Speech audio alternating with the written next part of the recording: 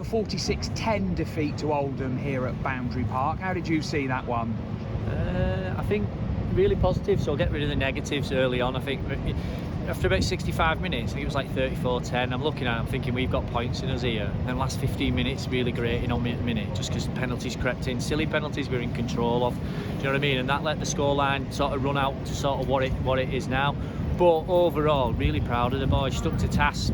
You know, they fully committed in the week to a cause of coming here and putting in a performance. And I think for a good 65 minutes of that, we did really well. You must have been pleased with how the game started as well. Oldham have blown teams away early in matches and have racked up lots of points in the opening half, but after 20 minutes it was 6-4 and we were very much in the game. You must have been pleased how we started. Yeah, when I said about being committed to the cause in the week, all the boys, we'd spoke about how fast they start. You know, with some of the players they've got on the pitch, you know, they're going to want to play quick, and they've come from that environment of Super League where it's played really, really quick. And we spoke about that, and I thought we dealt with it really, really well. You know, our interchanges, and we said we wanted to play expansive, and I think it was in the first 5 minutes, you know, we shifted coming out of yardage to Tommy, and he makes a really good break, and we stuck to our plan, and yeah, we're really good. I'm proud of the boys. How do you fix up those things that have concerned you, especially in the last 15 minutes? I think it's honest conversations with players. They've just got to get it out of their head that, you know, they just can't help putting their hand in to rip that ball. You know, just don't do that. Get square behind the play of the ball. Do you know what I mean? Just get off the tackle when you need to. Just little things. They're things we can fix. Then we're in control of them, so it's fixable. It's just being honest with people. It was a bruising encounter at times as well. A couple of players injured. DiCarlo Therese went off and didn't come back on. David Wheatman at the end. Any early prognosis on either of those? Not yet. Deck doesn't look good. Suspected dislocation of his shoulder, but that's suspected, like I said. But we'll know more sort of in the week as we go through. David Wheatman, he finished the match, but he's hobbled off with like a bad ankle. But we'll know more in the week, like I said. Looking for the positives again, though. Do you look at that 65 minutes?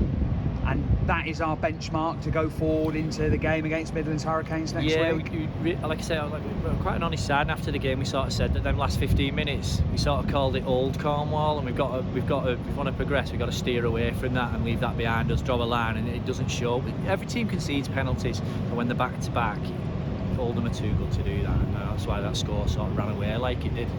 Finally, Mike, before the game, lots of neutrals were predicting cricket scores and record margins. Perhaps because of what Oldham had done last week, going away to a very good Hunslet side and putting 60 points on them without reply. Do you think that part of today's game proved what Cornwall are all about, and they are a match for most teams in this league? Yeah, it don't really bother me what people think, because they don't spend as much time as I do with the boys in training. You know, they don't see how, you know, the commitment they put into it. So I know what we're capable of and how we can perform. And that's shown today. So I think, yeah, that is what we're about. And some of the boys who played today, you know, we've got players coming back next week, you know, who are available, but the players out there today put their hand up and go, well, I've done a shift here, me, like, you know what I mean? So it's a tricky position to be in, but a really good position. I think that shows where the team we were to where we are now. And just a word on your one new signing, one returning face, Bailey Black and Nathan Conroy. How did you feel they did out there? Really well. I'll speak about them in a minute, but I won't give sort of mentions to Matt Ross. I thought he was outstanding today. I thought, you know, Matt Ross, I thought Tommy Ashton was like a constant threat. You know, really, really was. I thought Darcy Simpson struggled a little bit because he's had to play centre. You know, he's a back rower by trade. He's had to play centre for, you know, and his first full test today in the back row against best team in league, and I thought he's shone up really, really well as well.